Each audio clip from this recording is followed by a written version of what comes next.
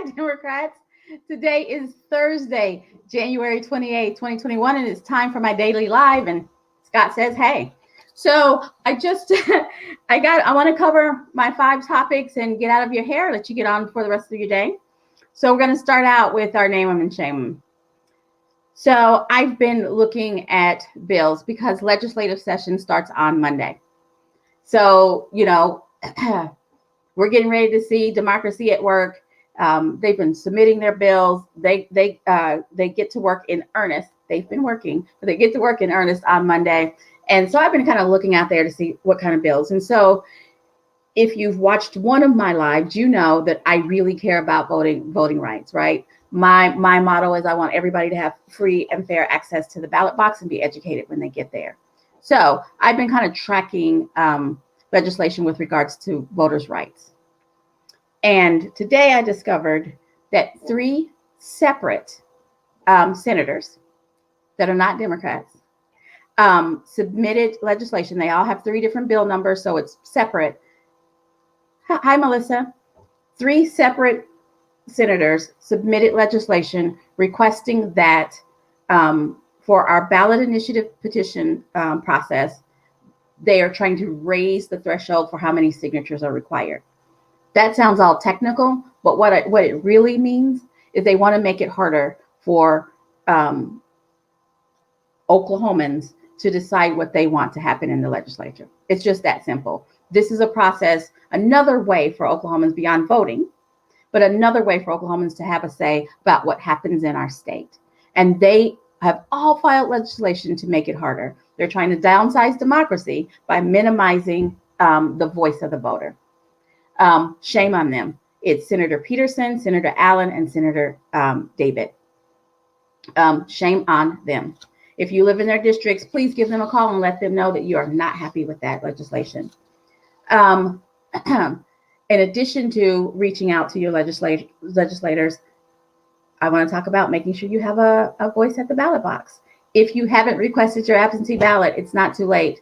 Go out to the Oklahoma State Election Board voter portal. It's right there on the front page. They've reworked the website, and request your absentee ballots. You can request them for the rest of the year. They'll send them to your house. You'll know when, because we have between now and 2022, there's all these municipal races, city council, school board, those kind of races that people don't pay enough attention to. But those are the races that are closest to you. Those people are the people who live closest to you, who are driving the same roads, who are going to the same stores. They have the same issues. So please pay attention to those elections and make sure that you are made aware. Hi, Ellen. Thank you. You're made aware of when they are, and you know which candidates you need to help. So get out there, find a candidate to help, write postcards, drop off yard signs, make phone calls, send texts. They need your help. Donate money. They need your help. If you support a candidate, there's no other way, no better way to show your support than to call them up and ask them how you can help them. And you can, talk other people into voting for them. So get out and help a candidate. I'm going to try something different. I'm going to try every day to kind of update you guys on some local bills that are happening and some national things that are happening politically, so that we're all on the same page, right? So brava to Minority Leader Emily Virgin. She's put forth some legislation that says when we get stimulus money going forward, that a portion of it be dedicated to essential workers. We all know some of you may be defined as essential workers.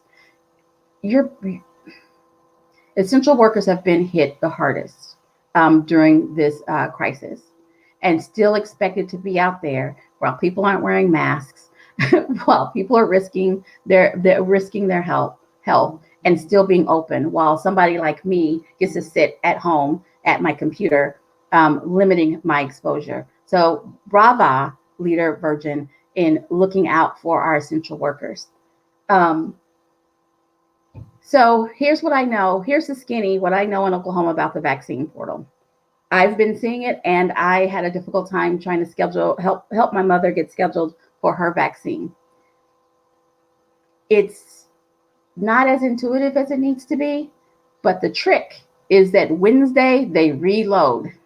So if it's Tuesday and you can't find an appointment, don't get discouraged. Go back out Wednesday after 5, and there should be new appointments, and hurry up and sign up. Wednesday at 5, just be sitting at your computer and ready and be signed up to get your vaccine. We need as many Oklahomans getting their vaccines as possible. So that's what I know about the vaccine portal. We all need to get vaccinated so that we can all get out of our houses, socialize, feel better about sending kids and teachers back into the schools, and open our economy back up. So get your vaccine as soon as you're eligible. I was going to talk about the shameful hydrochloroquine crisis that our state finds ourselves in, but y'all know about it. And I want to stay happy. So the hydrochloroquine, you know about it. The super expensive masks, y'all know about it. It's been insanely mishandled. Which brings me to the exciting news about, on the national level. President Biden and his commitment to helping states streamline the vaccine protocol. What's happening right now is it's just like at the very beginning. Every state is having to figure it out. And President Biden understands that if you have one person figure it out and you share it, things go smoother and quicker. And if I live in Missouri and I have a friend in Kansas who can't figure it out, I can explain it to him. We can't do that now because all states do it differently. So I'm excited about getting a national strategy, and he's opening up the Affordable Care Act portal that's usually only open like September to December. And so if you lose your job in March and you use your health care, your insurance, well, you can't even sign up on the ACA portal until they open it back up in September or October. So from March to September, you're just praying and hoping that you don't get sick. Well, we're opening back up the ACA marketplace so that people have access to affordable health care. That is super excited. Thank you very much, Bethany, for putting that information out there. I got to tell you, I love the people who come in on my live and share information and update people because I can't know everything. And so thank you, Bethany. Thank you, Ellen, for being here. Thank you, Melissa. I can't see who's on my personal page. I'm sure Mary Brannon is. Thanks, Mary.